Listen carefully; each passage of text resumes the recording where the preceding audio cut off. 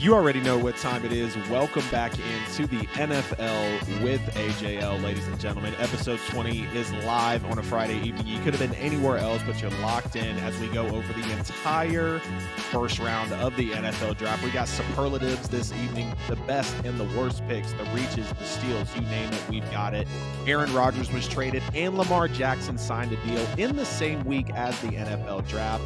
And then, of course, we're going to talk about these quarterbacks and how they played out through the draft as well. But before we get going, please make sure to like the stream wherever you're at. Episode 20, be sure to subscribe on YouTube. You know about the QR code in the corner of the screen for every bit of the NFL with AJL content at the NFL with AJL on all platforms. Scan that code for every bit of social media. Leave us a review on podcast platforms. And we have a guest tonight on the show as well. Genuinely hope everyone is having a great Friday. You saw me on the draft show last night with the Grid Network. Clutch Sports Talk with Ryan Flowers joins us tonight to go over a crazy NFL draft. Appreciate you coming in, man. How are you today? Pretty good, man. How you doing this evening? I'm good, dude. I definitely cannot complain. I hope you're ready to chop up a draft because this is maybe the most interesting draft I've seen in a while. Definitely unpredictable. I feel like nothing was a lock really after the first pick, and that didn't even feel like a lock once we stepped into there. But yeah, man, like I said, appreciate you getting on tonight. Again, Lamar Jackson's deal was officially established. Aaron Rodgers was traded to the New York Jets, and we're going to chop up these NFL quarterbacks as well. So let's not keep the people waiting, man. We are going to do round one superlatives for the NFL draft. And like I mentioned, best picks, worst picks, reaches, steals, whatever kind of name you can come up with here to talk about this draft. We're definitely doing it for you, but we'll start from the top. I know everyone wants to hear the good news. Give me your best picks from round one of last night, man. You know what? It's not a sexy pick, but these guys don't get a lot of credit. We talked a lot about it last night on the show. The offensive lineman, I think Paris Johnson to the Cardinals was a really, really good pick for the Cardinals. It helped kind of revamp their offensive line, give some protection to Kyler Murray, and improve their running game. Yeah, Paris Johnson was definitely a good one. And you even heard about Kyler Murray as well. He was mentioning, we saw those reports leaking that Paris Johnson was a person that Kyler Murray wanted in the draft. Jonathan Gannon coming in, having a lot of that hype. And when I saw Paris Johnson go that high, and we'll kind of get into the draft a little, or not the draft, the trade a little bit later, because for all of that movement, just to take Paris Johnson at 6, a little confusing to me, but nonetheless, Kyler Murray wanted that player, and Jonathan Gannon wants to support his franchise quarterback that's kind of in the spotlight right now. Couple of best picks for me. I thought the first, second, and third overall pick of the draft were pretty solid. Bryce Young, C.J. Stroud, and then, of course, the Texans kind of stealing the night, coming in, getting Will Anderson. Some people calling Stroud and Anderson maybe the first and second best players. Of course, Jalen Carter and Nolan Smith. Some people saying the Eagles stole the draft as well. They take just now all of these Georgia defensive linemen to hold it down on the trenches. Darnell Wright to the Bears was great. Some protection for Justin Fields. A great one there, of course. JSN to the Seahawks. You heard me call that on the show last night. Kind of like a Tyler Lockett prototype in a way, slimmer receiver, cannot necessarily burn you down the field, but they can be that deep threat. They can be that route technician. I like Zay Flowers to the Ravens, of course, to help Lamar Jackson. Jordan Addison goes to the Vikings and kind of feels like a Justin Jefferson in a way, kind of that Stephon Diggs prototype or whatnot. So you see that, being a benefit in Minnesota. Dalton Kincaid to the Bills, another one that I kind of, saw coming last night on the draft. It's a little 2-in-1 for not only blocking, but of course receiving as well. Well, not blocking, excuse me. They could have used that tight end, but having Dalton Kincaid as well, people calling him, a receiver in a tight end's body, something that was very beneficial for Buffalo. And then Myles Murphy falling to the Bengals, being next to Trey Hendrickson, going with that front seven in Cincinnati. So it's definitely going to be some great picks we saw in the NFL draft. I know you only mentioned Paris Johnson, but I just ran through some more there for us. Any more best picks that you had, definitely. Actually, this might be a surprise to some people. I think the Anthony Richardson is actually not a bad pick, considering the situation he's going to. I mentioned it on the show last night with his head coach, Shane Steichen, coming over from Philly, having some experience with a mobile, athletic type of quarterback. Maybe they're going to get back to, doing something that they used to do, run the football more. Hopefully Jonathan Taylor can stay healthy. Obviously, he's got his questions, his doubts about his accuracy, but maybe they'll be able to scheme some things up and maybe they can have a pretty successful year there. So that's one of my best picks, overall. Yeah, Anthony Richardson was a solid one. I will agree. People are not going to agree with me saying that now at the beginning of this show compared to how things are going to play out. But Anthony Richardson at 4 felt better than Will Levis. Clearly, nobody wanted to take that shot on Will Levis in round one. He's still going to be going into the second and third rounds of tonight. Anthony Richardson was a quarterback that Chris Ballard, the GM for the Colts, went on the Pat McAfee show and was like, "Hey, this is the guy we were looking at. This was the guy I was kind of alluding to the whole season." And he, dialed in on him, was grateful that it was the Texans, he said, trading up to 3 because he knew they weren't going to take a quarterback, just taking CJ Stroud at 2. So he was definitely happy to get Anthony Richardson. And we all like to think about Shane Steichen, how he mentored Jalen Hurts, how he worked with Justin Herbert a little bit. Anthony Richardson is going to fall into that type of prototype, very raw quarterback, boom or bust prospect. Of course, we've seen what he's brought us throughout these last few months leading up to the draft. But Anthony Richardson, as time goes on and as more unfolds about the pick, yes, very high for him, of course. But we knew that was kind of his landscape. So Anthony Richardson to the Colts is definitely going to be one. He definitely has the highest ceiling out of all the quarterbacks. He's the most athletic out of all of them, obviously. So now, will he be a Hall of Famer? I mean, we don't know yet. It's just one day of the draft, but he definitely can bring some excitement to Indianapolis, which they need. They've had a long string of quarterbacks the last couple of years with Phillip Rivers, Carson Wentz. It just hasn't worked out. You fire your head coach. You got a former lineman coming in, Jeff Saturday. He's gone. Now you got a new coach. So they needed that pick to reinvigorate that fan base, and I think he'll do it. Right, absolutely. And I mean, just the aggression that Anthony Richardson's going to bring. You talk about kind of just some of those prototypes and some of those quarterbacks they've had to go through season over season. Again, maybe Anthony Richardson isn't a guy that's going to have immediate impact. Maybe he doesn't play a whole lot of snaps this year. That feels like more of the ideal thing. But I also do trust let me rally that back, because after the way last season played out with Indianapolis, that was kind of an eye opener to me. I mean, it was. Things unfolded with Matt Ryan. You're putting in Sam Ellinger, then it's not looking great. Then Jonathan Taylor's not getting carries. I mean, it was a very, very confusing season for an Indianapolis team that felt like they were built well, and really just a couple seasons ago had a very good roster, and I thought they could have been a contender literally. Me too. A lot of people had them slotted for the Super Bowl with their defense, offensive line, but all those things kind of took a step back last year.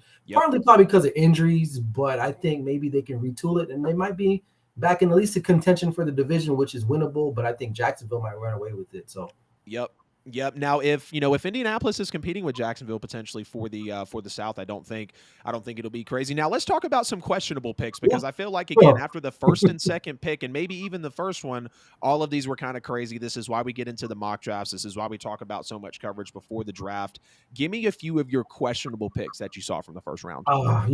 First thing that sticks out to me was the Raiders pick, Tyree Wilson. Yeah, I get it. He's 6'6", 6'7", long, rangy. But he isn't an edge rusher, and you're in a division with Patrick Mahomes, Justin Herbert, Russell Wilson, if he can kind of get things going now, with Sean Payton. You need someone to be that other bookend with Max Crosby. Now, he'll play the run well. That's what he's elite at. But in this league, you got to get after the quarterback. Another guy, Quentin Johnson. A lot of people are infatuated with him. I get it. Again, another guy with crazy measurables. 6'2", runs like a 4.4, something like that. Kind of in that same spectrum of Tyree Wilson, like huge guy, great athlete, but you want to see more refined out of him, and you don't want to see so much of just one trick, one step type of things. And that's really how I feel about both of those players this year. And then also on top of that, he's kind of like, I want to say Mike Williams, but he's Mike Williams-esque. I thought the Jordan Addison would have been a perfect spot for him there to complement Mike Williams, but it is what it is. And then the Lions, and then not so much the picks themselves, because I think the players are good. It's just where they went. I think, and maybe we'll talk about this later on with the other superlatives, but those two picks there, not the players themselves, but the picks, I guess, if that makes sense. Yeah, no, I know what you mean. It's not even so much necessarily the players, but it's why did they go that position at that spot? And we're going to talk about some reaches a little later, and it might get confusing to some folks, but nonetheless, whether it's questionable, whether it's a reach, we kind of like to differentiate some. So those were some great ones that you mentioned there. Jahmyr Gibbs, to me, going at number 12 was a questionable pick, with the Lions being really, in my opinion, the worst defense in the NFL last year. You go look, pass yards, rush yards, points per game. They were in the bottom 5, I want to say, of all of those categories. Jack Campbell, you can understand. I didn't like to see him as the first linebacker off the board. That was Trenton Simpson for me. But I can understand they needed defense. But to go Jahmyr Gibbs, and I think that was a lot because of Bijan What happened Robinson with getting John? taken at 8 by the Falcons, which I had clearly a lot to say last night, and we'll be saying more on the show tonight about it. But those were a couple questionable ones for me. Will McDonald to the Jets. So of course we saw Alfred freaking out last night. I think they He's could still have figuring literally out. went anyone else. I mean, Miles Murphy fell. Nolan Smith falling Yeah, to 30 is still insane to me. I think though Nolan Smith is going to be viewed more of like that linebacker, maybe sliding in as a Micah Parsons, yeah, maybe being that, perennial linebacker in the NFL that yeah. we could see. But Will McDonald to the Jets was crazy. I think Van Ness at 13 to the Packers was very high as well over plenty It of other was. players.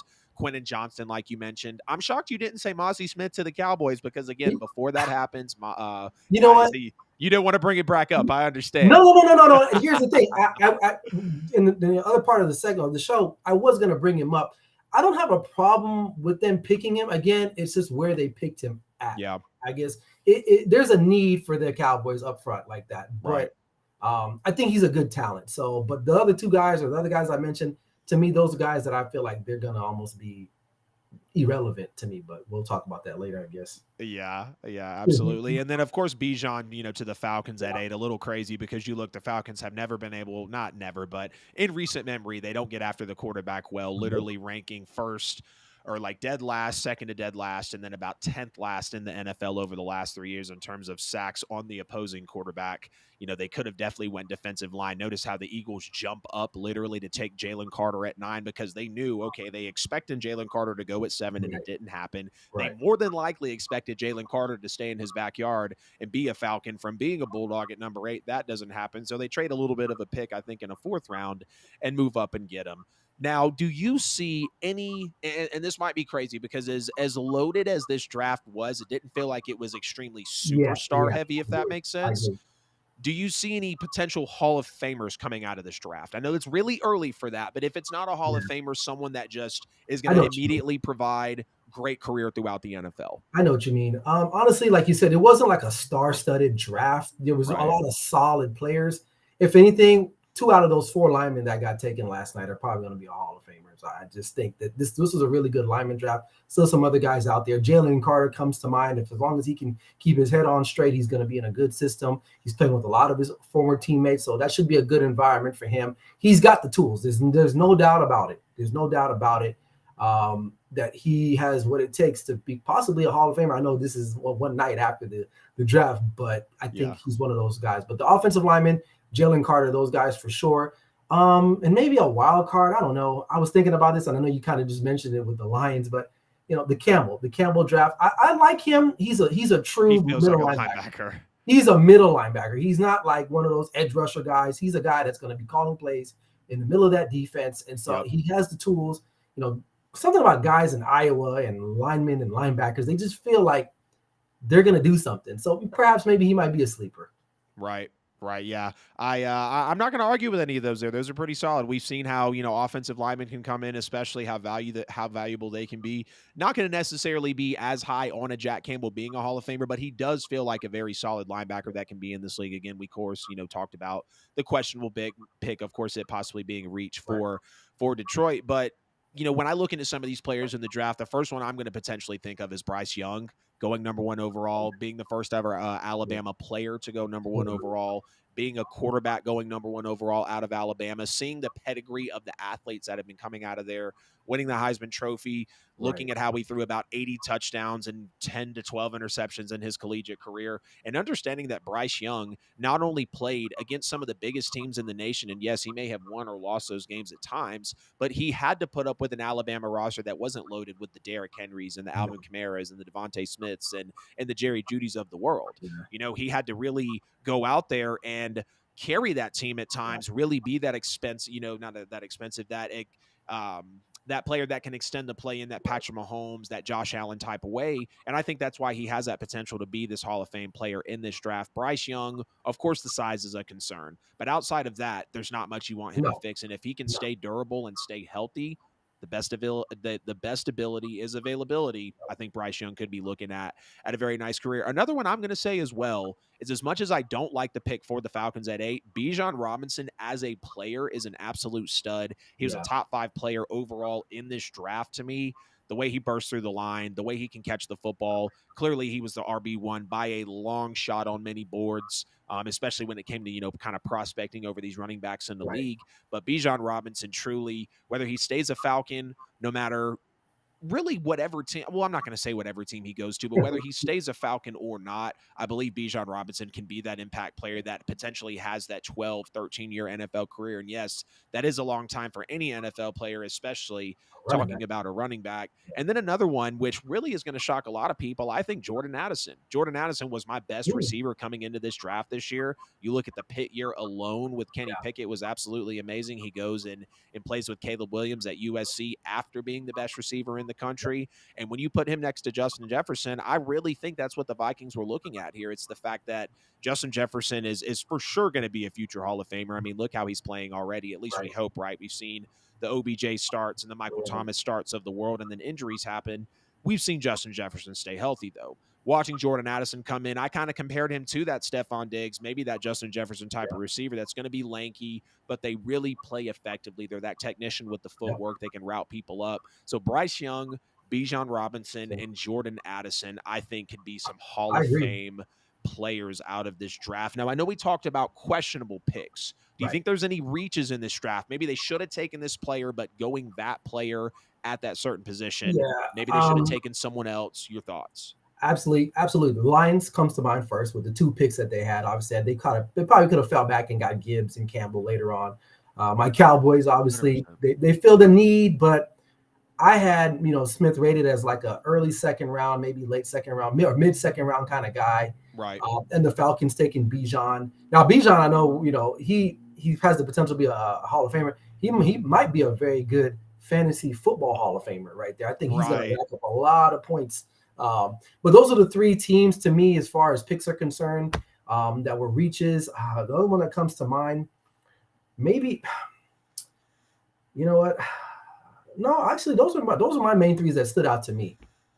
No worries, man. You're totally good. I'm definitely going to second with some of those that you said as well. I think one that was a reach, Devin Witherspoon going at number 5. Yes. Now that was definitely a Pete Carroll driven pick. I mean, when they started showing his highlights, I'm like, look, they're having to knock folks out like Richard Sherman, like Cam Chancellor, maybe feeling like some of those Legion of Boom days coming back around for Seattle. And I'm not saying that that's what they were going for here, but when you look at how he has that dog in him, like a lot of people say, how he's that big hitting corner in the draft, we know that they have a Jamal Adams that plays at that safety position and plays fairly well at his position for what he does. Not the greatest in coverage, of course, but we know what Jamal Adams brings to the table. The reason I think this was a reach is because Tariq Woolen, I think 5th or 6th round corner last year, almost led the league, or essentially was tied for the league lead in interceptions as a rookie, being a late round cornerback pick. And that just made it feel a little confusing. I didn't like to see a corner go this high nonetheless. And the trenches were a big need here for Seattle, whether it's getting to the quarterback or protecting your quarterback. They haven't been the best at it over the last few seasons. Another one for me that felt like a definite reach, again, because of how the trade package worked out, is Paris Johnson Jr., considering the way the draft was going and then all the draft capital that they moved for him. And we'll get into that trade a little later. Jalen Carter was still there. And essentially, once everything works out, and again, I'll explain it here in a little bit. I don't want to ruin, a little later part of the segment, but they give up a 2nd round pick essentially to move up 6 spots for an offensive lineman. Now, Arizona, again, they need offensive linemen, no question. And Kyler Murray told them that he wanted them to pick this guy. So, again, I feel like that's Jonathan Gannon, first year. I'm coming in a little questionable spotlight. Let's really see eye to eye and work together, and I'm going to take the guy that you want in this first draft, to really build that trust and that chemistry between, of course, head coach and quarterback. And then, of course, I've said a lot about Bijan, but I'll continue to say it. The Falcons have had the 22nd, the 32nd, and the 31st in defensive sacks in the NFL in the last 3 years. They haven't made the playoffs in 5 years, and you've taken a tight end with Kyle Pitts at 4, a wide receiver in Drake London at 8 last year, and then at number 8 again this year, you also take Bijan Robinson. And I'm not saying that any of those players are bad, because they're clearly not. Falcons are now becoming that team, and I feel like they've been that team. They're BPA. They're going best player available. But when you look at, you have no consistent defensive line talent outside of Grady Jarrett, who really gets double teamed 24/7, and the quarterback is hardly protected as of late, and you think a running back after going 7-10 for 2 straight years is a solution to your problems? That's where I have a problem with Bijan Robinson. I get it. It's an offensive league.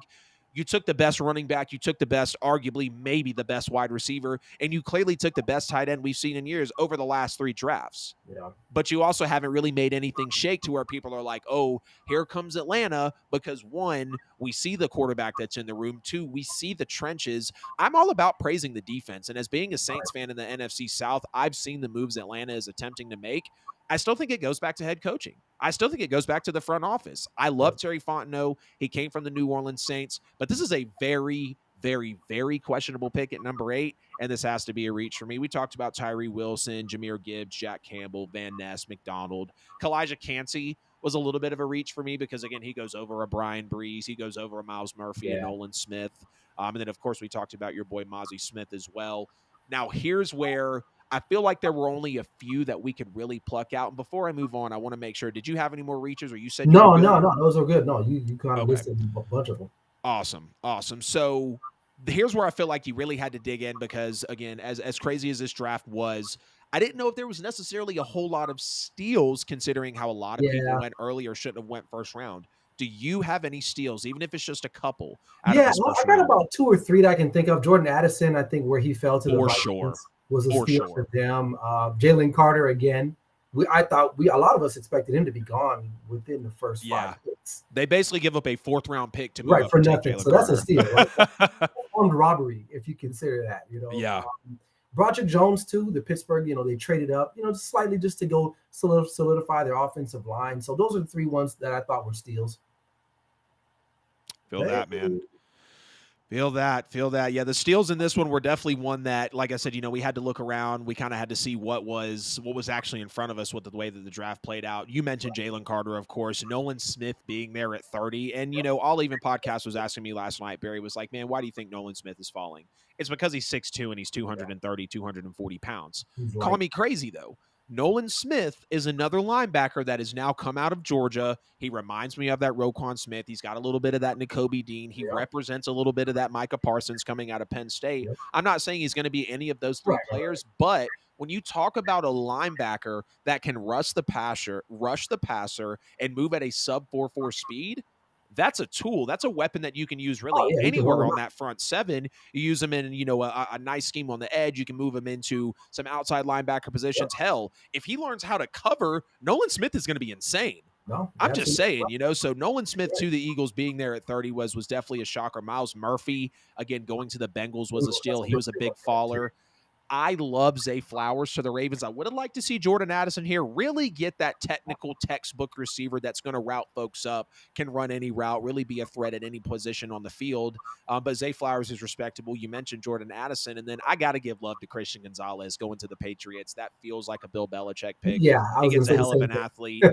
He gets, potentially the best corner in the NFL draft off the board. So those steals were definitely something to take a look at in the NFL draft. Now, there were a few trades. We had the Texans trade. We had the Cardinals moving back up. And then we had a few more, but I feel like the most reputable one after those was the Eagles, of course, moving up to Jalen Carter. I didn't say on the lineup we were going to grade them, but since there was just a few, first of all, though, do you have any more trades in this draft that kind of intrigued you? Just the Pittsburgh, again, moving up to get their offensive lineman that they targeted. Philly, again. Texans, some people I've seen a lot on social media, like, they didn't understand why they would trade to get Will Anderson, because some people think, well, you have 2 young guys. Oh, breaking news. Titans draft Will Levis. I was just going to bring that up, man. I'm not surprised. I am not surprised with that. I am not surprised. I'm not either.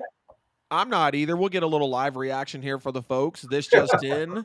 Yep. Yeah. Will Levis has been drafted, and I knew this was going to happen being on the show. Will Levis is officially drafted to the Tennessee Titans. I wish my boy Alan was watching. That's my dog right there. He's a big Titans fan. I know a couple of other folks too, but this feels like a Ryan Tannehill picking away, like a guy who's not going to have a great arm, but he can make the throws. He's going to show you flashes at time that he can be a reputable and a sustainable, dependable quarterback coming out of the SEC. He doesn't have the greatest, last season in college, but I mean, Ryan Tannehill's clearly on the way out. They miss on C.J. Stroud because he goes 2nd overall. There was apparently reports of, the Cardinals trying to package D-Hop and them coming up to 3 in terms of the Titans and grabbing them. But Do you feel like, and I know we're going to get into quarterbacks later, but Yeah, since it just happened, do you feel like this was the right spot for Will Levis? honestly, I think so. I mean, there were some other teams that had caught my attention, like Las Vegas, Atlanta, New England, maybe Tampa Bay, but Tennessee.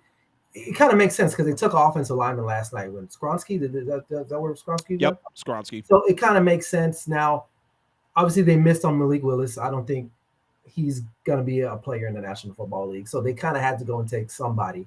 Yep. And why not take Will Levis and see what happens? If they suck again, then guess what? They're right back in the market next year for another quarterback, which I'm okay with. A lot of people are afraid to take quarterback after quarterback after quarterback. And I get it. It's a big investment. But if you're a team that needs one, it's the most important position on the field. Other than like your tackles, you got to have the quarterback. So I think it's a good fit for him. They're going to try to run, Derrick Henry Derrick Henry, as long as they can, and see where it goes. Will Levis is good at bootlegging, play action, stuff like that. He's athletic, and maybe they pick up some type of receiver sometime tonight. I don't know how many picks they have for tonight, or maybe sometime in the rest of this draft. So I think it's a decent fit. Yeah, heck yeah, man. Will Levis to the Titans is definitely going to be interesting. And like you said, teams can't be afraid to pull the trigger on quarterbacks. I mean, they take Malik Willis last year. They take Will Levis this year. So that clearly shows they're off that Malik Willis train. But then again, Will Levis being a second-day pick as a quarterback, a lot like I think Malik Willis was third or fourth round pick. Third or fourth, I think, yeah. So he was either a day two or paying him a day lot of pick. money either. You're not going to pay Levis a lot of money. Exactly. So you kind of have an option here of what they can do, going back and forth with the two of them. Clearly Malik Willis.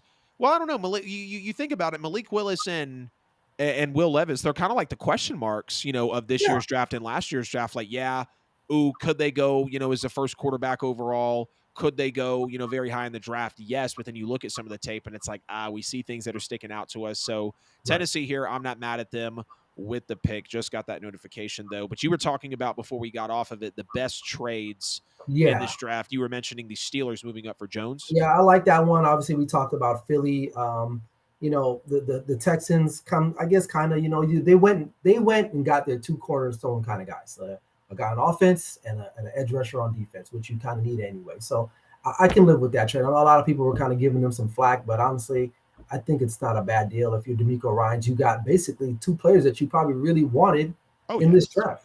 So how often does that happen unless you know how to cheat Madden? And like you can't do that. So I think it's a good trade for them. It is what it is. But those are the trades that I liked. Right. I think it's a very solid trade talking about the Texans too, and I'm glad you brought it around to there because when you trade it or when you break it down, this is basically how it happens, and I'll kind of explain how I look at these trades. So the Texans trade 2 firsts, which was this year's 12th round pick, and the first round pick that they got from the Deshaun Watson deal. Right. So they're using that capital that they just got for Deshaun Watson from the Browns recently in this trade. They're using a second and a third to go up to 3 to get Anderson. And then they also get a 4th round pick within that package as well. So when you look at it, the first rounders wash out because you're trading from 3 to 12. So those first rounders are still there. Of course, the intensity of the pick does increase as you get into the 10s, 7s, top 5s of the NFL draft. But after that, you look at it, they essentially moved a 1, a 2, and a 3 to get a 2-time SEC Defensive Player of the Year and the best player in the draft, in my opinion. Yep. You could say today that the Houston Texans got the 2 best players in the NFL draft in C.J. Stroud and Will Anderson. And that's not going out and saying a hot take. That's because you look at where C.J. Stroud was at on these boards. Will Anderson was the best edge rusher in this draft to me. He was the best player in this draft to me. He feels like that Bosa, that that Micah Parsons, that Myles Garrett, that's just going to be unrelentless. Right. Or excuse me, that's just going to be absolutely relentless. The TJ Watts of the world that really scare us. And again, when you basically just trade first and you give up a 1, a 2, and a 3, you not only got your quarterback of the future, but you have your pass rusher for the next 10 years in the house as well. So I'm not mad about this, but here's where it got a little interesting. So the Cardinals, of course, when they went from 3, they popped down to 12. The Cardinals then moved back into the top 10 to get to the 6th pick. So they used the 1st and 2nd that they got from when they traded down from the 3rd pick, and they move up to get Paris Johnson. So essentially what they did is they switched the 6 and the 12, and then they use a 2nd rounder to kind of negotiate there. So it feels a little smooth, right? And it feels like Arizona's in the driver's seat.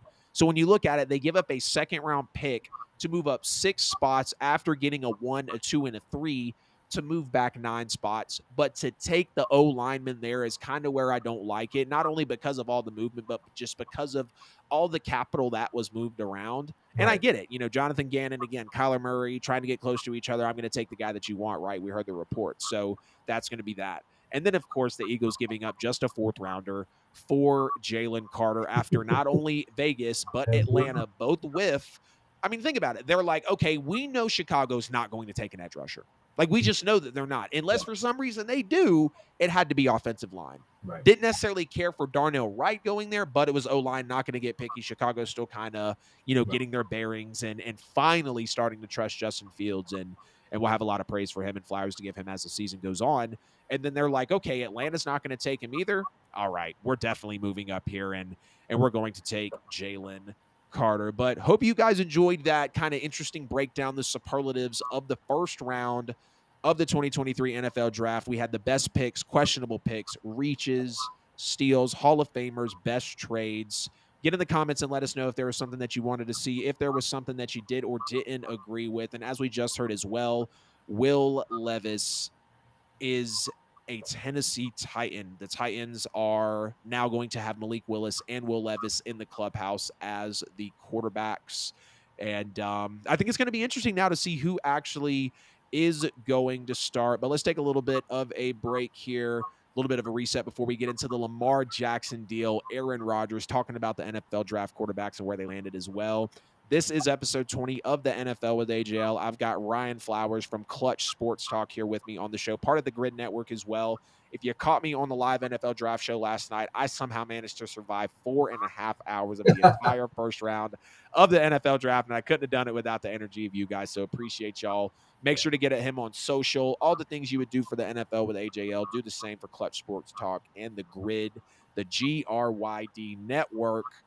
Make sure to like the stream. Please subscribe on YouTube. The QR code on Ryan's side of the screen, as you already know, gives you every bit of content at the NFL with AJL on all social media platforms. And man, we just had, again, so much news this week. I mean, to actually Crazy. think that Lamar Jackson got paid, Aaron Rodgers got traded for a crazy package, and also the fact that the NFL draft all happened in the same week. We got to get into it. Lamar Jackson signed a 5-year deal with the Baltimore Ravens worth $260 million with $185 million guaranteed. Definitely far off from that Deshaun Watson contract that he was wanting, but I believe he maybe got some sense in his head and realized that he wasn't going to get that. The 3rd most ever guaranteed money behind Kyler Murray at $189.5, and then, of course, Deshaun Watson with the most desperate contract in NFL history from maybe the most desperate franchise in NFL history, the Cleveland Browns. With the $230 million. So let's start with the obvious question, Mr. Flowers. Did Lamar deserve this big of a bag? Because he's now the highest paid player in NFL history, and he's got the 3rd most guaranteed money ever from a contract. I mean, he plays exceptionally well, but what is his winning percentage like? What, 70%? 75%. Something crazy like that, right? He's worked on his passing a little bit more. Did he deserve that money? I mean, my thing with quarterbacks, and this is what I tell everybody, you can't really get mad at the money because the market is what the market is. I mean, you're going to have to pay these guys, whether they suck or they don't suck. We've seen it with Kirk Cousins. You've seen it with my Cowboys, with Dak. Like, that's just the going rate of a quarterback. If they do a little bit of something, they're going to ask for a lot of dough, and you're going to have to just get over that, And so I'm never going to try to take money out of another man's pocket. So I'll say, yes, he's deserved it because he's the face of that franchise, like literally. Like, without him, do we even care about the Baltimore Ravens? Right. Probably not, right? So yeah, I think he does deserve it. Now, we'll probably get into this, but can he live up to that contract? That's a whole nother question. Right. Living up to the contract, now having, highest paid player ever, 3rd most guarantees ever.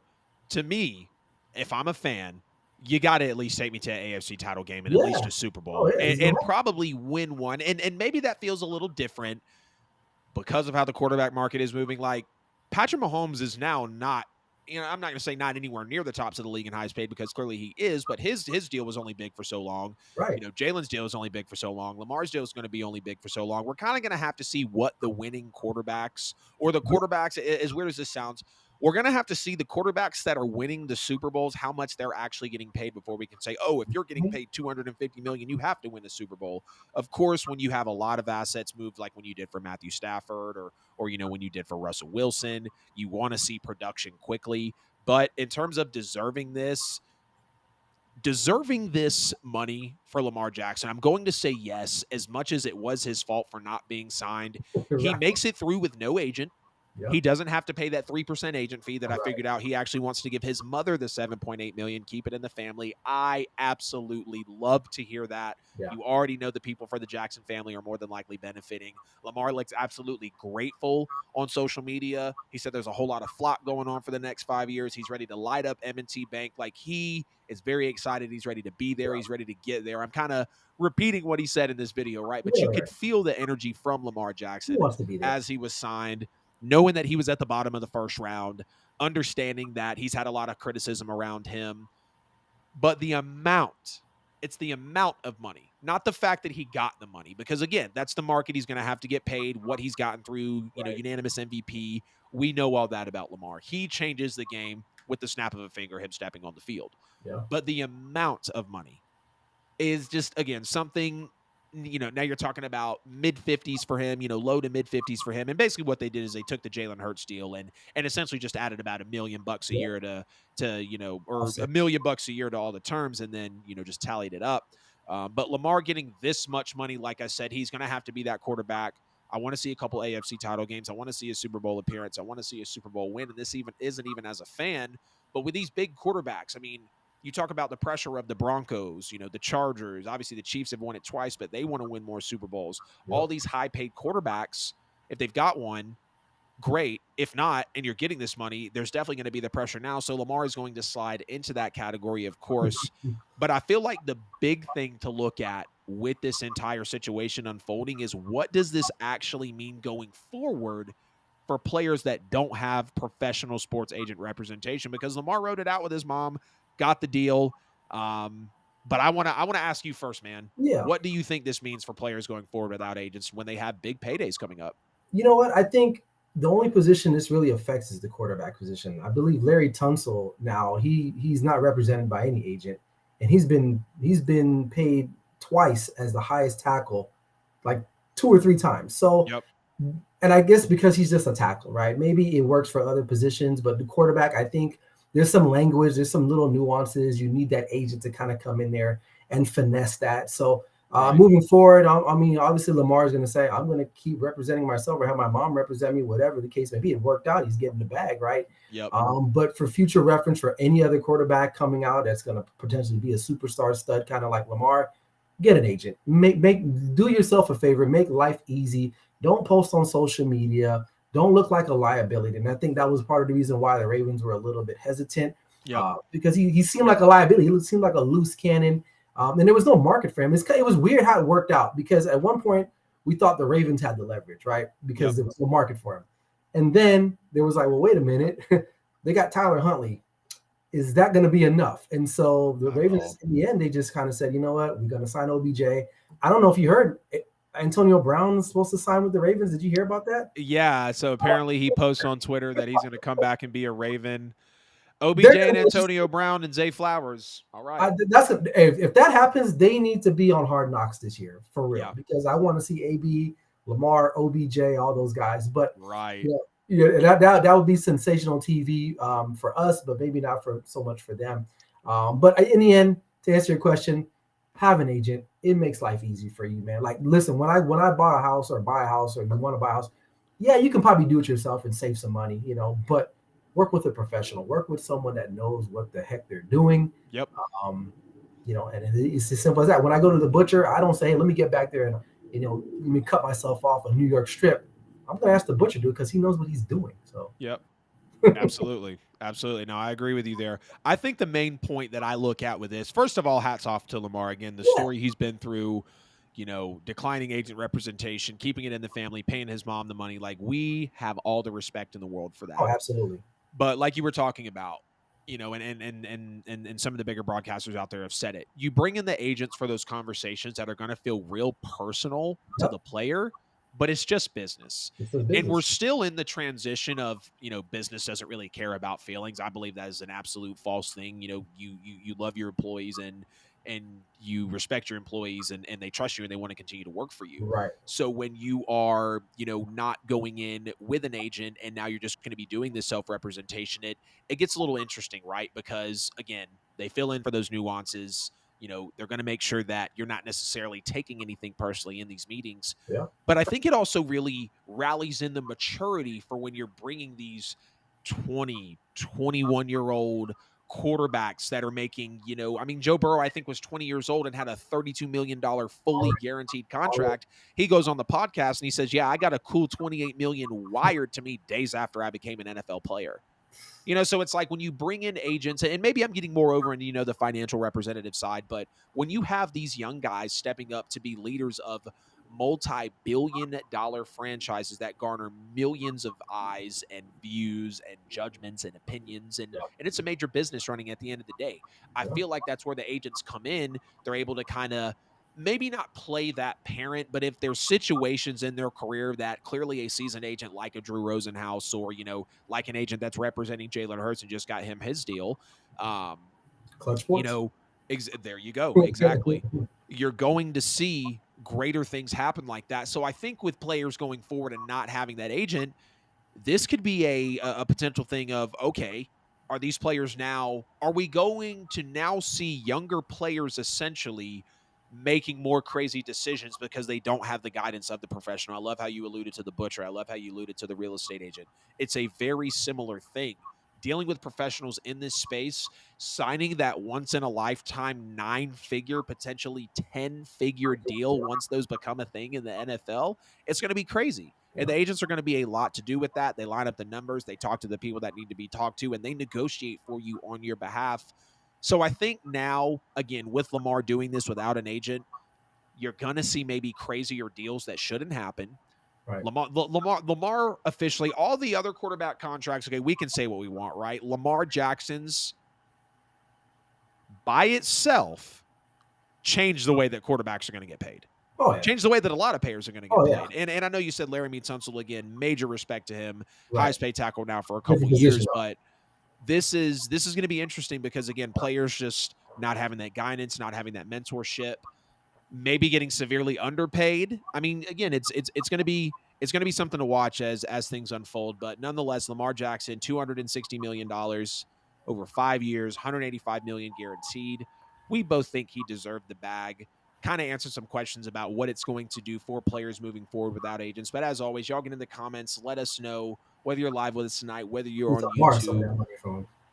Say again. I need to borrow some of that cash from him. If he can, I'm saying, man, let me hold $1 or $1 million or $2. You know what I mean? Let's just be nice and real generous about it. I'll come out to M&T. I'll be there. Buy me season tickets, man. I'll figure a way to get out there. I'd love to watch you play all 17 of this year, man. Who's next up to get paid? Who's next up right now? Would it be Joe Burrow? Is he the next guy? Yeah.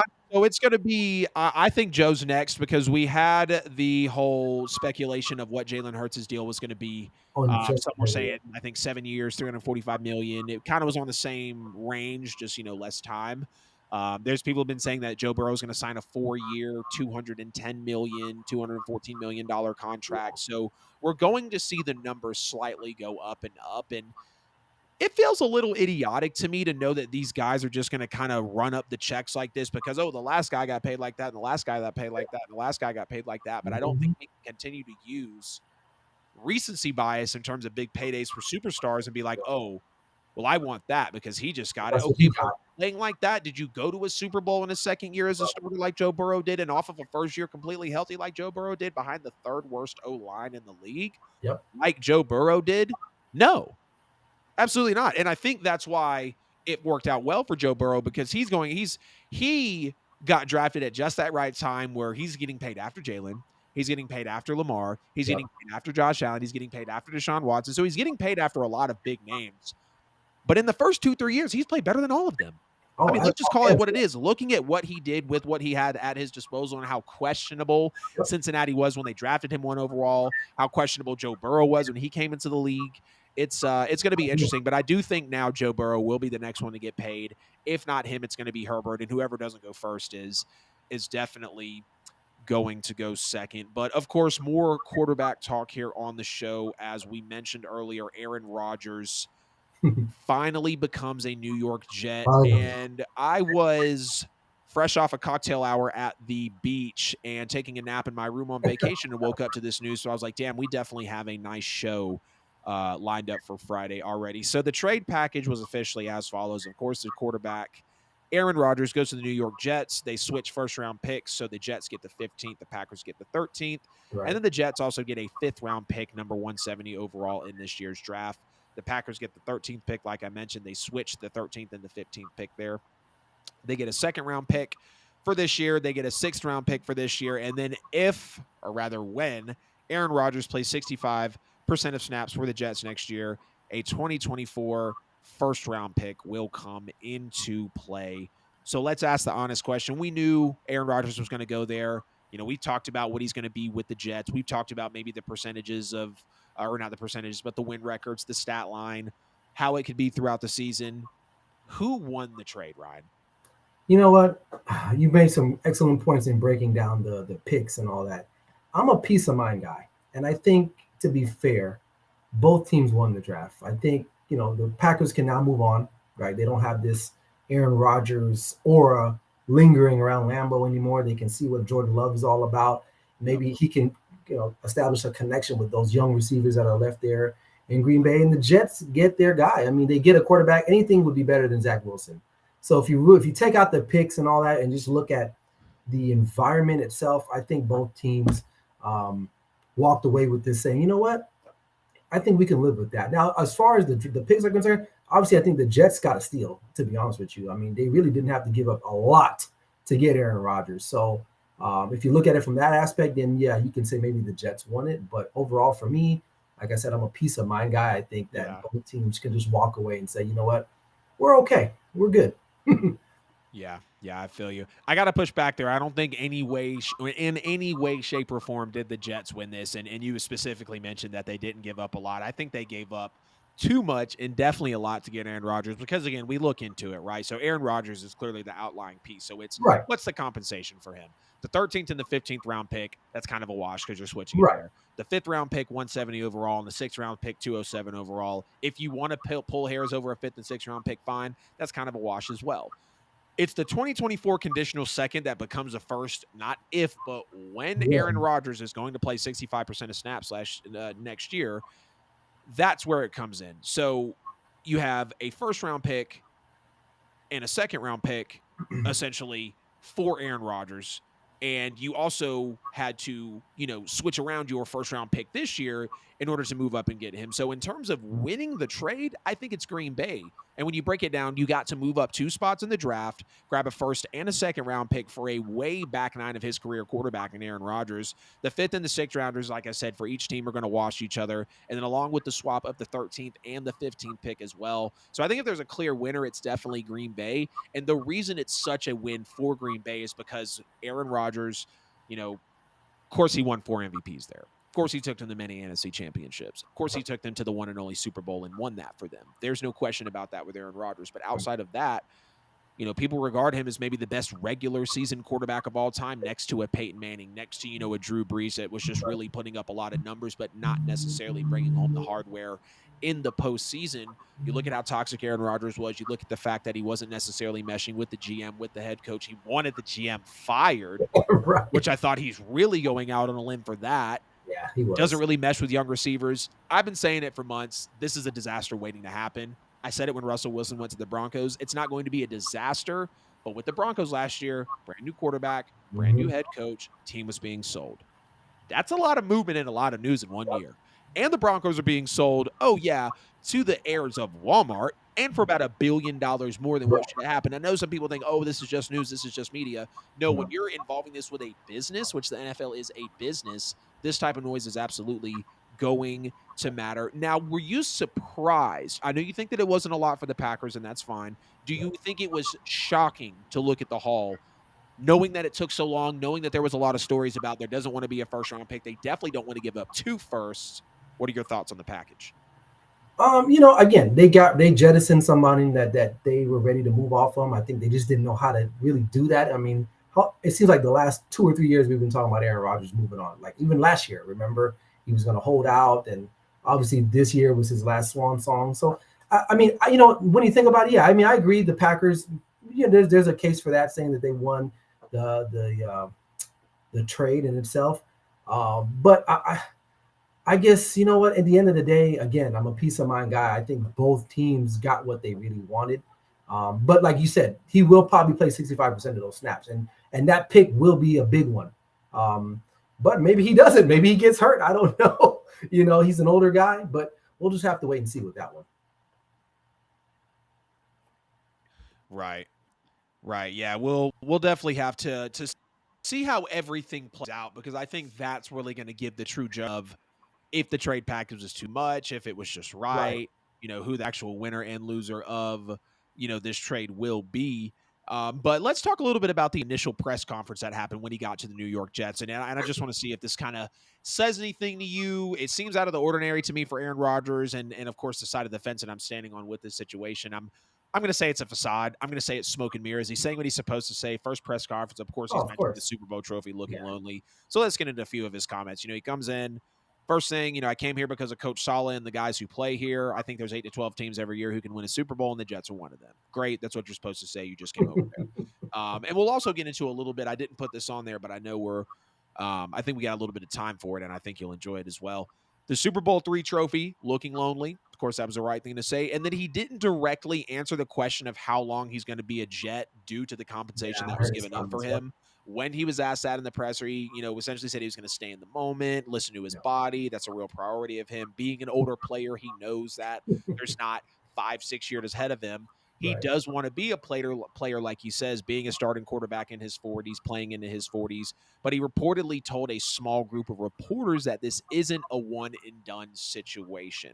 So between mentioning the coach, mentioning the Jets being a Super Bowl caliber team, talking about the trophy, and then kind of word salading his way around a one and done season, do you think that Aaron Rodgers is being completely truthful here? Do you think that I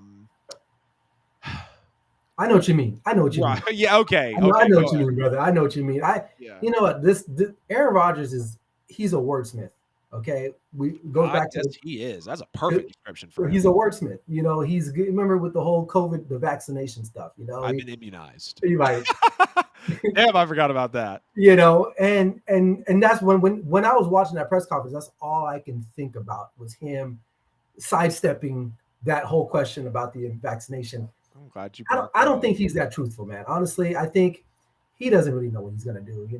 He said he walked into the darkness and he came out. He wanted to be a Jet, and I, I think he just wanted out of Green Bay, and they happen to be Yeah. the best situation.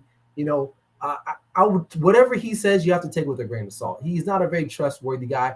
Throughout his career, he's been a very surly, self-absorbed, really not caring about anybody else other than himself. And Yeah. he said the right things, as you should say in a press conference. Of course, he's not going to come out and say, "Well, you know what, guys, I'm only going to play, this season, and that's it." Because if that's the case, Right. the Jets wouldn't even made the trade. The Jets probably would have made a run at Lamar or somebody else, or maybe tried to move up. Yep. So I don't know, but yeah, I don't trust the guy. I think and this might sound weird for a lot of people. He's probably the best quarterback in the history of the NFL as far as like a talent is concerned. Like Oh yeah. he's got the arm, he's Right. got the vision, he's got all the tools that you need. But at the end of the day, man, is he a great teammate? I don't know, but I don't trust the Right. dude as far as I can throw him. Yeah. And we'll see what happens. Because what if this Jet deal doesn't work out? Are we going to be Oh, it's reliving? a bust. Yeah, It's a major bust for the package and everything. is he going to go into the dark again? Is he going to start putting stuff out in the media? And because you know how he Yeah. is, so it's kind of like, is he going to throw Joe Douglas under the bus? Like the only difference, though, you're in New York, and this is a different media, and they might get after him a little bit, and he might not like that. So, but I don't trust the guy. I don't trust him. Yeah. Yeah, no, I'm right there with you. And I think, when Aaron Rodgers is like, "Oh, I wanted to be a quarterback," that Darby, I was wondering where you were. I was starting to get really lonely without you here. I was like, man, my chats ain't coming through on YouTube, but good to see you, Darby. He was the one last night talking about Anthony Richardson. going into the first overall. What are your thoughts on the Saints pick? I've never heard Yeah, of this dude. who'd you guys take? So I heard of this guy, but he wasn't high up, and I don't know why New Orleans always does this. I swear it's like Sean Payton's out thinking the room periodically in a game, just permanently rubbed off on us in the draft. We took Isaiah Foskey out of Notre Dame. He's an edge. Mm. He had 11 sacks and 14 tackle for loss last season, so I'm definitely, not going to say that that's bad. I mean, just since we're on it a little bit, we'll get into it. So Darby says, "What's your thought on the Saints pick? Never heard of this guy." I would have liked BJ Ojolari. I would have really liked Brian Branch, to be honest with you, out of Alabama. That would have been really nice. But I mean, and yes, I agree with you, Darby. We also could have had Jalen Hyatt, which is very, very odd as well. Yeah, I don't know, man. I gotta say the last 3 years. Well, no, last year was okay. Penning was a solid pick because of what was going on around him. He just got into a lot of fights in practice and couldn't stay healthy. I think, I don't know why the Saints didn't take Nolan Smith. I really don't. Yeah, could have used that little injection because Najee Davenport is gone, right? He's gone. Say again. Is Davenport still there? Yeah, Davenport signed with the Vikings. Yeah, Okay. Davenport's gone. So I mean, we lost Davenport. He's old. We lost Davenport. We lost Caden Ellis. We lost David Onyemata. So it's definitely tough. Did we just give up on Peyton Turner? He's been a bust, bro. Honestly, he has been. We took him in the same year that, Trevor Lawrence and Justin Fields went in the draft. Peyton Turner's done nothing. We could have taken a receiver that year. I think the last 3 years, the Saints have really half-assed the draft because I don't like this pick necessarily considering B.J. Ojolari and Jalen Hyatt are available. Or, if they weren't, I'm not watching the draft live. Right. I don't like the Peyton Turner pick. We took a wide receiver in like the 5th or 6th round that year after, when we took Peyton Turner. So I didn't get it, man. The Saints are, it's all good. We love the league. Came off the board though. A couple good guys came off the board. Joey Porter Jr., Pittsburgh. That's a nice fit. Damn, Pittsburgh got Joey Porter. Yeah, I mean he's a legacy. Damn, yeah, he is. Yeah, he is. The legacy there, Michael Mayer, Las Vegas, to replace Darren Waller. That's actually okay. Sam Laporta. Sam Laporta went to the Lions. Steve Avila. That's I wanted the Cowboys to take, but he's going to the Rams. So, Jonathan Mingo. This is a guy, Carolina, man. I think Carolina's done a fantastic job in this offseason. I think personally, you get your quarterback, you get Adam Thielen, you get Miles Sanders, you add a Hayden Hurst. I think these are not like big time names, but these are guys I think that can help them, maybe win a couple games this year. So, and then they signed Jonathan Mingo, who I think is like a mini. He's a poor man's Anquan Bolden. I don't know if a lot of you guys remember Anquan Bolden, but oh yeah, bro. He was legit. Tough. He can catch those tough passes. Big, strong dude. Not very fast, but some good guys coming off the board this second evening, man. Yeah, I'd like to see where Jalen Hyatt, B.J. Ojolari, Brian Branch. Ojolari's gone. I think he's gone. Is he? Yeah, I think I just saw that. Arizona Cardinals. Nice, good pick for Arizona. Yeah, that's a good pick. I like that value in B.J. Ojolari. I think Ojolari is going to be.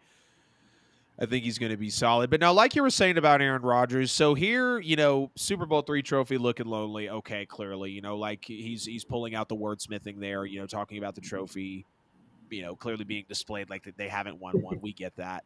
Of course, he's going to allude to Coach Saleh, which here with the Coach Saleh illusion is where, it kind of stuck out to me. We know that there was reports of him not necessarily meshing or getting along with LaFleur, which I thought was crazy. There was those rumors for a second of LaFleur potentially getting fired after the second or third season. And I'm like, what are we talking about here? He wanted the GM fired, and he talks about the guys who play here. Aaron Rodgers does not mesh well with unusual players that he doesn't know or rookie players that he doesn't know. But, hey, like I said, Aaron Rodgers is really going to have to change. He's going from the West Coast to the East Coast. He's going to a very big media city. He's going there later in his career, and he's going to there with a team that is a core of young players. And I believe that he probably wouldn't like not the Nolan Smith. It should have been Nolan Smith. He probably doesn't like the Will McDonald pick. No. JSN would have been nice there. Yeah. I get it. Garrett Wilson's there. Mecole Hardman's there. They brought some guys in, Tyler Conklin at the tight end position. So it's going to be decent. But, I just a lot of what he said, I'm like, yep, I'm just seeing right through it, like you said, too. And then let's really talk about the whole one and done situation. He evaded that well, but when he said, I've always planned to start as a quarterback in my 40s, I've always planned to be a starting quarterback in my 40s. He turns 40 later this year, pretty Right. sure. I could see Aaron Rodgers playing this season, stepping out, retiring, moving on, whatever the case is. But to him, that's going to be fine because he said he was going to be a starting quarterback in his 40s. He's going to Yeah. technically turn 40 and have a few starts under his belt Right. as a quarterback. I He's know that it sounds very semantic, very specific, No, that's but him though. exactly after the whole immunized thing, after just the way things have played out with the young players, unusual players, like I'm not necessarily going to believe that this is going to be something that Aaron Rodgers is really holding his word for. So we will definitely have to see. Take another small break here. We're going to have a reset, and then we're going to talk about these quarterback landings that we saw. Of course, Will Levis has already been drafted to the Tennessee Titans. But, ladies and gentlemen, this has been episode 20 of the NFL with AJL. We've chopped up the first round.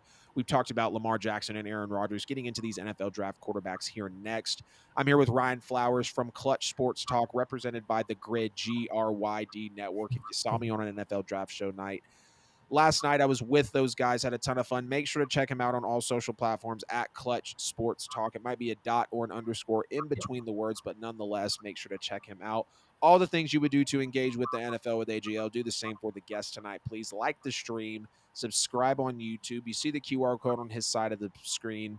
Scan that for every bit of content on social and on podcast platforms. Please leave us a review so you never miss a show. It helps us out in the algorithm. And if you can't find me, at the NFL with AJL on all social media platforms. And of course, we're sponsored by Buy and Sell with AJL for all your worldwide professional real estate needs. Looking to buy a home, sell a home, or invest in real estate, make sure to get at them on social media. Drop an email for an exclusive newsletter that gives you the true news of the real estate market nationwide for a specific state. They've got the great true news again to keep you ahead of the daunting media headlines. And also, if you're looking to know the property value of a certain home, of a certain address, drop that address, drop an email. They just implemented some AI into their system to get you those values. Everything a seller needs to know or something that you're looking to advance on with a property on real estate.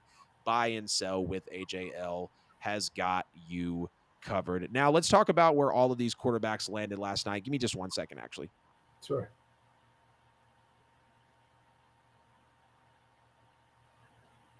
Sorry, my dog, when she likes to have bad dreams when she sleeps, and I'm just like, I feel bad. I see her over there like shaking, but my she dog has does to that stay in too. here with me on like every show. Like she will literally beat down my door if she hears me podcasting without her in here. But let's talk about these quarterback landing rankings. Of course, we had Bryce Young to Carolina at first overall, CJ Stroud to Houston at second overall, Anthony Richardson to Indy at fourth overall. Will Levis did not get drafted in the first round, but now he goes to the Tennessee Titans. And Hendon Hooker, as of right now, if I'm not mistaken, is He's still out still there. on. He's still on the board. Yep, he's still out there. Boom. Let me double check. Yeah, last time I saw. Joey Porter. So see, here's what I was saying too. I was like, watch Will Levis be the first pick in the second round, and he was the second pick in the second round. There goes my cousin Alan. We've got 4 quarterbacks now: Malik Willis, Ryan, Josh, and now. Oh, is Dobbs back? I thought Dobbs somewhere else. I thought he went somewhere else. They got 4 quarterbacks. The Colts pick is in. We'll see who they're going with. I thought Joshua Dobbs went somewhere else. I thought he's a free agent, or he signed somewhere else. Of course, PJ Ojulari went right after the Saints. God, of course. Could have had him. The Falcons go offensive guard.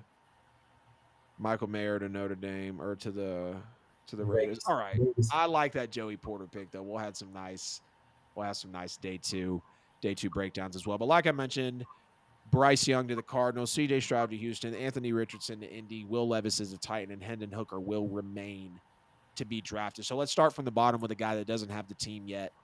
Hendon Hooker not being drafted as of right now. Where do you believe he should go? There's a few quarterback needy teams out there. but give me your thoughts. First one comes to mind, Atlanta. I don't know if Desmond Ritter's the guy. Mm, Maybe you bring Hooker on to maybe raise his competition level up. I'm not saying that they should do that, but that's just my thought on that. Las Vegas, maybe you got Jimmy G. Obviously, they signed him to a deal, but we all know he can't stay healthy. yeah. New England in the market. I don't think it's going to Yes. work out with Mac Jones for sure. And Hooker, I think he can play. He can be that prototypical quarterback. Like he's not known to be a runner. He can make the throws. He's methodical. And then finally, lastly, Tampa Bay. I think those are the four teams now, minusing Tennessee now because they took Will Levis, but four teams now in this second round that might be in the on the market for a quarterback. Yeah, I like all those, man. Falcons are one that is interesting. I don't know if they would move for Hooker, considering that Right, they just took Desmond Ritter last year and they did right. declare him as a starter, bringing in Taylor Heineke. But I'm with you on the terms of it being a possibility, considering how that's kind of one of the weaker spots on the team right now, considering how the Falcons are shaping out. Patriots, yes, I'm there with you as well. Mac Jones is not going to be the guy. I don't think I would see Hendon Hooker fitting there just because of the No, Bill Belichick type of play style, but yeah, it is a need for quarterback nonetheless. The Rams don't feel like a fit, but the Rams are a team, of course, that could yeah. use a Forgot quarterback, and about them. Matthew Yeah, Stafford is going to be coming off that injury that was pretty significant for him. The Raiders, I think, would be an interesting one as well. I actually mentioned the Raiders taking Hendon Hooker in one of my mock drafts early on. And then of course them he maybe even falling to the Commanders, which would be another team as well. You talk about Eric Bieniemy, I think that adds a lot of spice to the Commanders. You talk about Eric Bieniemy being there. Sam Howell, of course, was a quarterback that just went last year. I don't know yeah, if he's really going to be considered the guy, but he was just taken recently. You spent that money on him as a draft pick. So I always say if you're going to draft him, at least see what you can get out of them. The Seahawks, maybe because Hendon Hooker kind of does feel like a Geno Smith in a way. He can be yeah. athletic. The way Geno played last year, he can make the throws. He can read a defense decently. Hendon Hooker is somewhat of a statue. So if he does become a third, fourth, fifth round guy, unfortunately, I'm not shocked.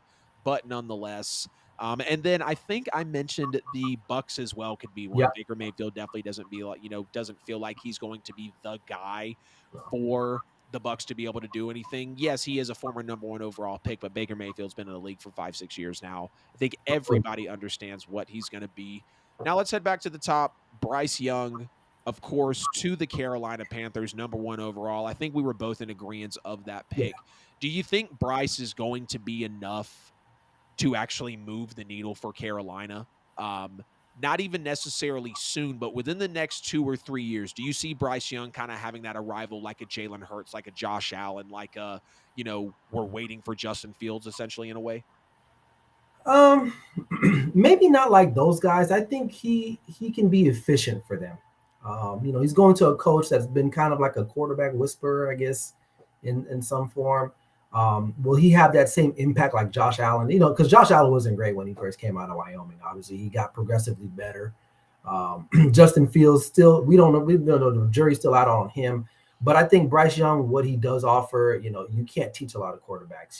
He has everything. The only thing that we question is his size. Yep. That's really the only thing. So if he can stay healthy, then maybe he can put together a pretty solid career. Yeah, I feel you on Bryce Young. The biggest thing is going to be if he can stay healthy, if the size isn't going to be a major thing because the best ability is availability. I really like the Bryce Young to Carolina pick. He just definitely felt the safest in the draft. He was a top pick for me. Adam Thielen being there. I hate that Christian McCaffrey still isn't there, but they bring in a Hayden Hurst. I know they've tried to bring in a few more players. They're going to Yep. make moves in this draft. They're going to continue to have things happen in the offseason to where people are saying that Carolina's coming to take the NFC South, and I don't believe that, not only because I'm a Saints fan, but just because of seeing how that team has been built over the last few years, understanding that, getting in Frank Reich was something that was necessary for them to happen, and then knowing that, just moving on from Matt Rule was tough. Moving on from Ron Rivera was tough. So it's kind of been a rough roll at the dice, and the team definitely didn't improve, unfortunately, under Matt Rule. I'm excited to see Bryce Young playing him twice a year, being in the NFC South as a fan. It's going to be a fun quarterback to evaluate, and I believe he can turn into that Jalen Hurts type of S quarterback, maybe that Patrick Mahomes S type of quarterback. Not being the biggest, but making the great throws, having the great arm, and just growing into that quarterback that everyone's seeing him to be. CJ Stroud to the Houston Texans. kind of the same question here. Do you think he's going to be enough, considering the state of the Texans in a much worse state than the Panthers? Do you think it's going to be enough within the next 2-3 years where we're going to see an arrival of C.J. Stroud? Do you feel like he gets any playing time in year one? And if you want to go back a little on Bryce for playing time as well, feel free. No, you're good. No, honestly, I think Stroud, he can actually make a difference. I think a lot of people are not really feeling the Texans, and I get it. They have been abysmal for quite some time after Bill O'Brien gave away the whole organization. Before he got up out of there. Yeah. They've struggled. Obviously, you've had two back-to-back firing of coaches, and Lovie Smith, and what was the other guy? I forgot the other guy's name. He was there 1 year, like a cup of coffee, and he was out. Yeah. But I think now DeMeco Ryans is going to come. Look, the thing with DeMeco Ryans is that he's not just an ordinary defensive coordinator. He's coming from a very well-run organization in San Francisco, and I'm pretty sure he learned something from John Lynch and Kyle Shanahan.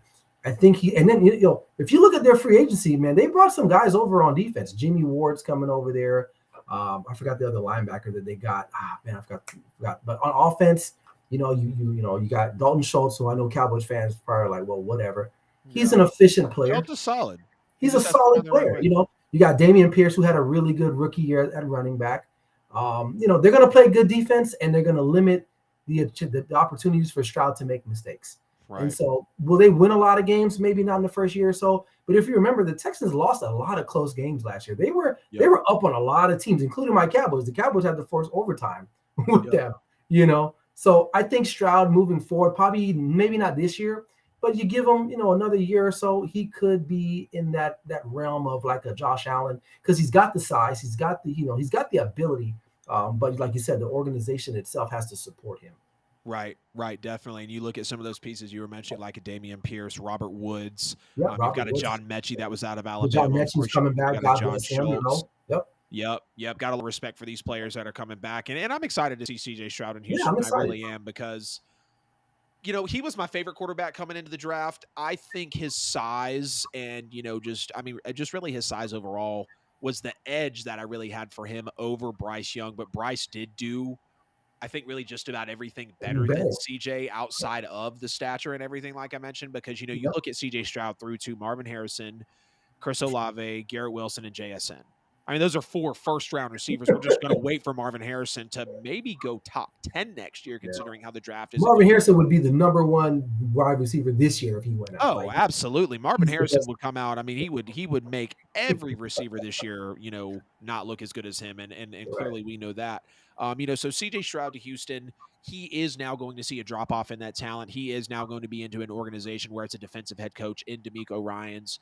And we've known that Ohio State, hasn't made the best quarterbacks coming into the league. So that's going to be reservation for some people. That's going to be a lot of people wanting to steer away from C.J. Stroud. Right. I think C.J. Stroud has looked better than the Braxton Millers of the days and the Cardale Joneses and, God rest his soul, Dwayne Haskins of the days. And, obviously not better than Justin Fields. I think Justin Fields is one of the better quarterbacks of recent memory to come out of Ohio State. And then now we're looking at C.J. Stroud. So I'm very, very excited for what he's going to be. I love the competition now with C.J. Stroud and Anthony Richardson going to the same division, and Will Levis going to the same division as well. Right. There we go. As quick as people want to call the AFC South and the NFC South being bad divisions, all it takes is a draft, a couple of free agency things to shake it up. Young quarterbacks in that division too. Yep. Even Trevor Lawrence. Yes, sir. You officially have probably the 5. Well, no, let's think about it. Probably have 4 of the best, out of the last 5 or 6 draft quarterbacks we've seen over the last few years, it's probably 4 of the best ones in that division. Trevor Lawrence, C.J. Stroud, Anthony Richardson. Of course, Richardson and Levis are going to be a little bit of a question. But let's talk about Anthony Richardson to Indianapolis. I think this is the biggest thing with him. Does he get any playing time year one? He's very raw, very inaccurate, not a great passer. You're having a Carson Wentz in there. I believe a Gardner Minshew is trying to make things a little more comfortable, if I'm not mistaken, in Indianapolis. Yeah. What are your thoughts on Anthony Richardson being a pick this high and going to Indianapolis out of all places? He's playing. He may not start week 1, but he's going to play because Gardner Minshew, all right, we've been there, been there, done that. Right. And then the owner. I don't want to do that again. Jim Irsay is crazy, okay? And he's going to want to play this kid because they're going to want to keep fans engaged.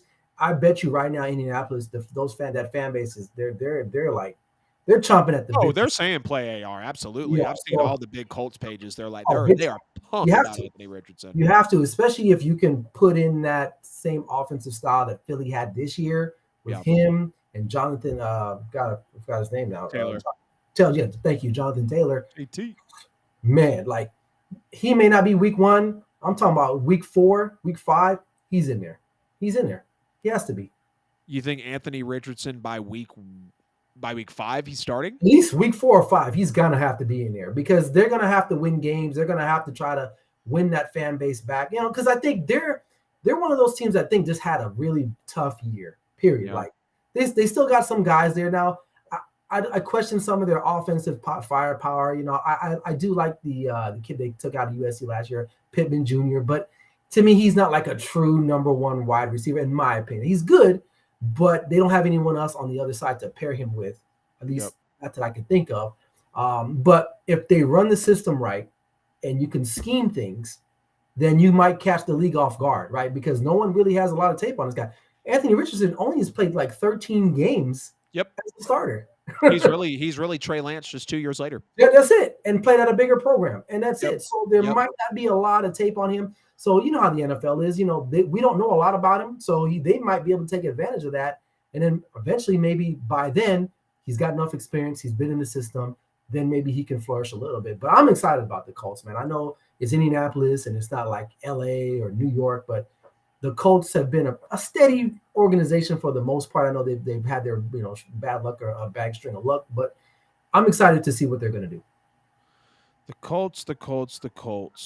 Anthony Richardson is an Indianapolis Colt. He's going to be dealing with Jonathan Taylor, like you said. Alec Pierce, who was a good pick, I feel like from last year, didn't get a lot of respect. Michael Pittman, of course, who was a solid pick from a couple years ago. Allegedly a good offensive line. Of course, we talk about DeForest Buckner, Kwity Paye, Simpson Ebukam, Shaq Leonard. We got some guys. I think they just had a rough year, and that happens to some teams. Because like we were talking about at the top of the show, they were, at least in a lot of people's mind, a top team, a Super Bowl contending team, and then next they couldn't run the football. They couldn't get after the quarterback. They couldn't play defense, and then Jonathan Taylor goes down. Carson Wentz becomes Carson Wentz again, and it was just a mess. And then Frank Reich gets fired in the middle of the season, and then they get some guy. Jeff Saturday comes in and he hires the video production guy to be it was just a bunch of different things that happened, and so maybe they took this off season to reset, and maybe they'll be better next year. Right. No, I'm definitely with you on that, and it's going to be just talking about Anthony Richardson here with the Colts. It's going to be nice to see a team that's going to have to venture outside of that build of a CJ Stroud and a Will Levis and a Matt Ryan and everything that we've seen recently. Really fun to watch Shane Steichen mold him, knowing that he had his hands on a Justin Herbert, knowing that he especially had his hands on a Jalen Hurts last year. Jalen Hurts being the 1 seed, going to the Super Bowl, almost beating Patrick Mahomes, being in the MVP conversation. And as the pick went down, again, Chris Ballard, very excited. Chris Ballard said, a while ago, I knew that was going to be the pick, no question about it. And boom, now it's obviously happened, and he's an Indianapolis Colt. But just watching how he's going to actually transform into this role, starting by week 5, that is, I don't even know when to predict when Anthony Richardson could actually start, because if it was week 1, I mean, again, we're looking at Gardner Minshew, Nick Foles, and Sam Ehlinger. So they've had their run of some quarterbacks lately. Of course, a Carson Wentz in and out of there. Of course, a Matt Ryan in and out of there, which I really hate. And, like you were mentioning, them being a roster that was Super Bowl contention, just a couple years ago, I mean, all of the talent that they had, and it's like they are just a quarterback away. Yeah. And it feels like they've gotten away from some of that roster, some of that offensive firepower. The defense was really there for a couple seasons. Now it's moving on.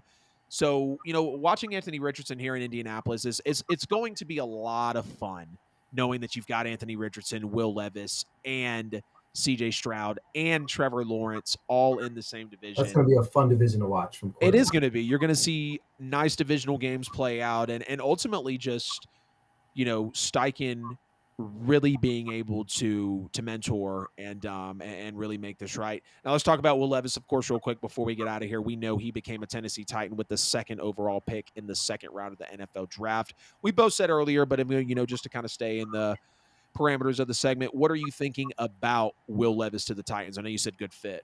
I think it's a good fit. I think he's going to be the heir apparent to Ryan Tannehill. I think the Malik Willis thing is that project is done. I think obviously if it wasn't, they wouldn't have taken Will Levis. They would have went somewhere else with that pick. But I think he can come in.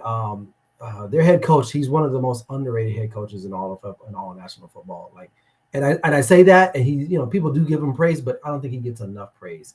Mike Vrabel is very good at what he does. The way he's been able to, I know they fell short this past season of making the playoffs, but considering what they're up against, you have Ryan Tannehill, you traded AJ Brown away. He still has those guys ready to play for the most part. They're just missing some talent there. But I think Will Levis, will he be the answer? I don't know, because who's he throwing to? Who's he playing with other than Derrick Henry? I mean, so they're going to have to address those issues as far as talent around him. They picked up the offensive lineman last night, so which is a good start. And again, do they get rid of Derrick Henry, or do you have to keep him now to kind of buy some time for Levis to get up to speed? Because if you give Derrick Henry the ball, he's going to get you. I don't know what is yards per carry. It's got to be in the high 3.5, 4 yards. I mean, off the top of my head, it has to be.